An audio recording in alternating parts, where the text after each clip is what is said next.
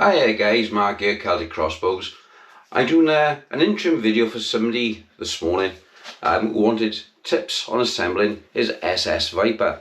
Is one of my contacts over on eBay, and he was unsure about some of the things about putting it together. So what I'll do is now I'll just run you through some of the tips on the system when assembling it, what you can do. It's a straightforward design. Unfortunately, it's not one of the best designs in the world, and we'll go on the table now and I'll show you what to do. Okay guys, so here we have our SS Viper, designed by joerg, Sprave and Łukasz Janikowski. The handle, everything comes straight from the Adderini, or sliding like a Leanie, sorry, not the Adderini.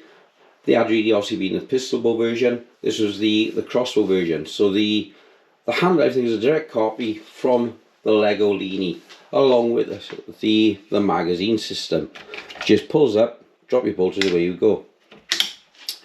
Now for people who haven't assembled one of these are an absolute pig to assemble. The reason being is when you try to string your bow and pull it back, it wants to pull back. So as soon as you pull it back into it, it locks into the breech, which makes it awkward to say the least. The friction on the rails is massive. There's too much contact material here. I was going to do a follow-up video on this before. There wasn't too much popularity with it, so I didn't bother. So I'm doing it now for somebody who's asked. When you're fitting the bow, you put this component here, the sliding part, bring the camera, onto your runner, your magazine. Fit your bow first, this part, and your metal shim and spacer inside, and fit this nut in here. Don't fit the handle, because once you fit the handle, you can't fit the nut or adjust it. So that's the most important thing. So put your bow lib in, tighten it, put your metal spacer in, so it's rubber spacer at the back if you've got one, rubber spacer, metal plate, then you bolt through the front. Then attach your front grip, screw it up, and then screw your side rails onto your magazine so it's locked in place. Use a lot of grease, and when I say use a lot of grease, I mean go absolutely crazy with it. Plaster everything inside. There's a lot of friction here on these runners. You need to take some sandpaper and smooth those down a little bit. And on the string by here is a bad mould where these are joined together at the factory. The string, you can see my string is wearing already by here if I bring the camera. Yep, if you can see, if I bring this string here into the camera, it's rubbing on the underside of this top rail of the magazine. So you need to smooth off and round the underside of this top rail using a round file. And on the bottom part, there's a notch there. So when I cock, you see the string catching. Bring it forward. You actually hear it. So what I would recommend to you is, again, take a file on this for you. You're catching. You take a file to both sides and smooth it out. Right there. On both sides. Here we are.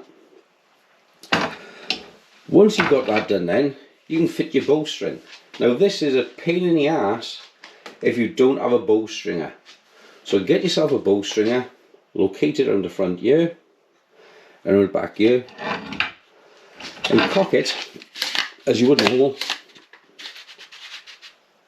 to be string out, because it doesn't lock. You can't really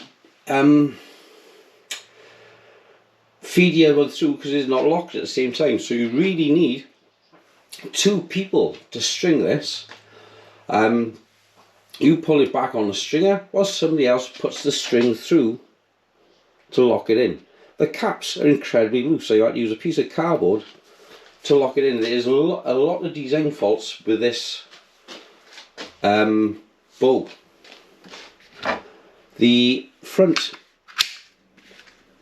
laser mount system, the screws they supply from the factory are way too short. They need to be longer to bite better into the plastic. There are upgrade limbs available. This is the standard £50 limb. You can also get a 75 and a 90. If anybody has tried to cock a £90 limb on a straight pull, it's nigh on impossible. It would take somebody with arms as big as Joerg Sprave to actually cock the bow.